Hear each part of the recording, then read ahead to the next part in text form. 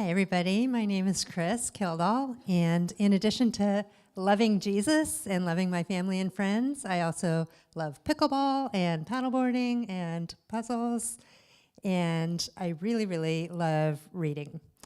I'm an only child, and so growing up, books were my constant companion, and they still are. I love a good book, and one of my favorite things is that moment when I sit down with a new book and the beginning just grabs me and pulls me in. I see people nodding. You know what I mean, right?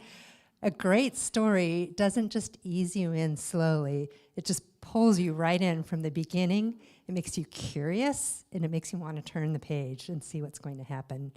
And that's exactly where we're beginning this month.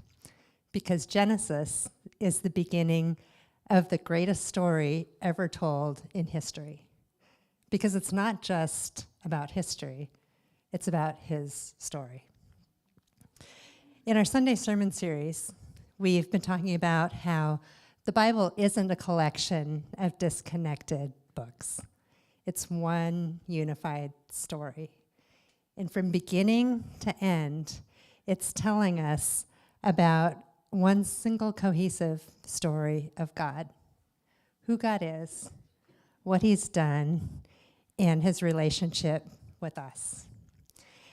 And Genesis is where that story begins. So the writing of Genesis is traditionally attributed to Moses, and it was written around 1400 BC when the people of God were being formed into a nation. But the really fascinating thing is that the events in Genesis took place way before that, stretching all the way back to the beginning of time.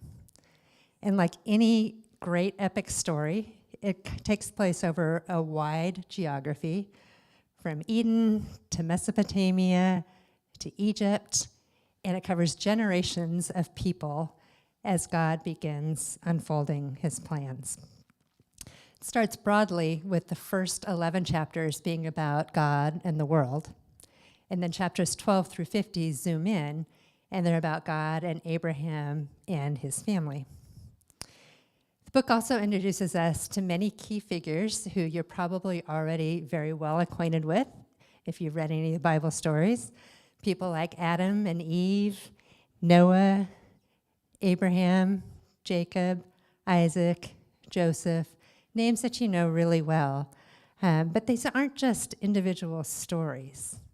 These are the foundation of everything that follows in the Bible. So what is Genesis about? At its core, Genesis answers the big questions. Where did everything begin? What's life all about? And what are we doing here? What's broken in the world? And what's God going to do about it? And like many gripping stories, it has passion and family drama, wealth and power gained and lost, sibling rivalry, betrayal, deceit, murder, cliffhanging near-death experiences, and more. You'll see major themes show up again and again: creation, sin and its consequences, God's promises, covenant relationships, and faith. And one of the most important threads to watch for as you're reading is that God is always working to bring about his plan, even through flawed, messy people. Because if you've read any of these stories, you know these are not perfect heroes. And yet, God is always faithful, and he's always working out his plan every step of the way.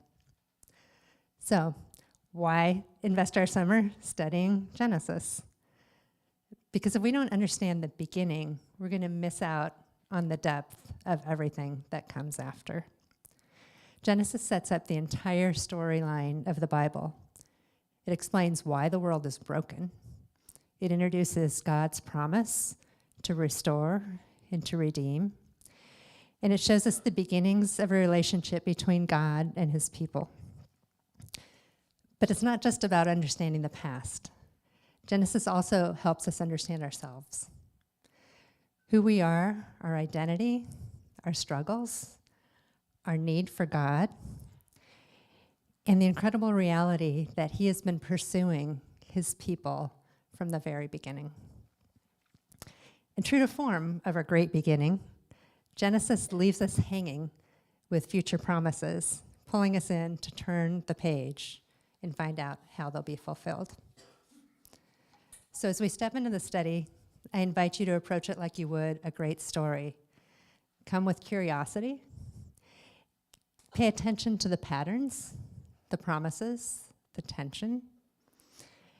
And don't rush past the familiar parts, because some of the stories that we think we know so well still have something new to show us.